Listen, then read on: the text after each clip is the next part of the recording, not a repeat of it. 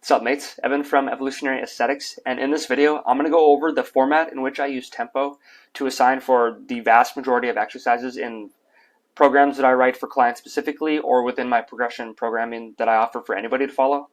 If you're doing an exercise, there's a very high % chance that the format I'm using to assign the tempo to follow for the exercise is in this format. So the format I use for each and every single rep that you're going to do, and I'm going to credit this to N1 Education for this format, is X1, X2, X3, X4. So there's going to be 4 numbers, and it's going to represent 4 different parts of a rep that you can do. In layman's term, or what you need to know about this format, is that the first number, X1, is lowering or bringing the weight down. X2 is pausing after you lower or bring that weight down. X3, that third position, is bringing the weight back up. And then X4 is holding the weight up at that top position. In gym bro terms, X1 is stretching the muscle, X2 is holding the stretch, X3 is squeezing, and X4 is holding the squeeze. And then in sciencey terms, the eccentric is X1, which is lowering the weight or bringing that weight down. X2 is a pause in that lengthened position or pausing once you bring that weight down. That third position, X3, is the concentric or picking the weight up. And then that fourth position, X4, is pausing in the shortened position or just simply holding the weight up in that top position. For X1, it is always going to be the eccentric or bringing the weight down. And when I'm using the word down, I'm referring to the actual weight itself, which may be hard to see depending on the equipment that you're using.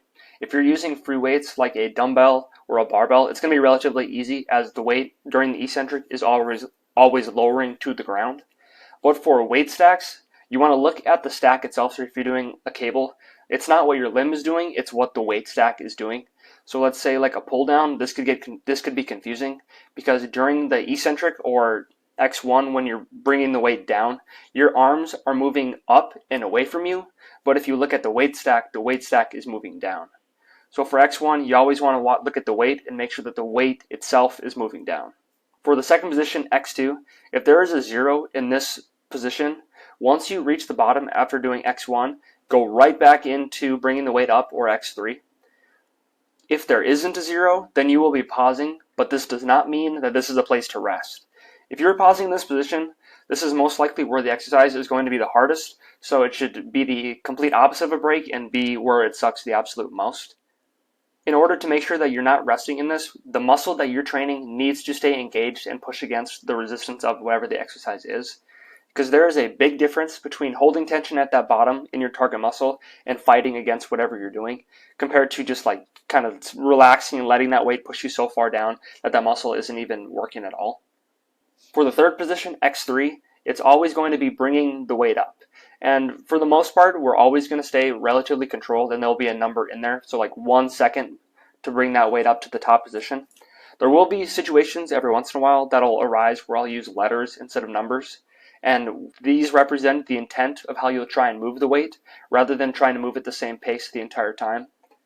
So let's say if I put an X in there, when you're at the bottom position, you are going to try and accelerate the weight as fast as you can and explode out of that bottom. If it is an A, you're going to start off moving the weight relatively slowly, and then you're going to accelerate hard into the squeeze where you will probably be holding for X4. And then for the fourth position, X4, if there is a 0 in this position, once you reach that top, you're going to go right back into X1 and bringing the weight back down. But again, like X2, if there is a number in this position, there's a very high likelihood that this portion of the rep will be the hardest, so it's going to suck. But there's no need to try like the gym bro thing of trying to excessively squeeze that target muscle. Once you bring the weight up to this top position, just simply hold it there.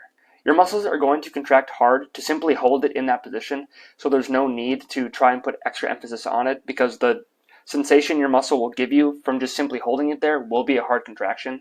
And then I'll put a video up in the top corner to link N1 Education's video demonstrating how trying to internally focus on a muscle may be making your exercise even worse. And some final thoughts to make sure you guys are following this format correctly is that the numbers in here aren't just you counting, they are literally 4 seconds. So if there's a 3 in X1, it's 3 seconds, not how fast you can count to 3. Because as you fatigue, you are going to want to count faster. Even if you are unaware, you'll subconsciously want to count faster. So going down for 3 will be 3 full seconds, not 1, 2, 3, and then back up. For the X2 or X4 positions, if there's a 0 in that spot, it does not mean that you're taking a break. That 0 means 0 seconds, so I want you to move on to either X1 or X3. Following these tempos as literally as you can standardizes your tempo, and it makes monitoring progress in the future workouts easier to assess. This video is going to serve as a refresher for any of you following my programs within progression programming, or even any of my clients if you need help remembering what these tempos mean. So come back here if you need, and have fun.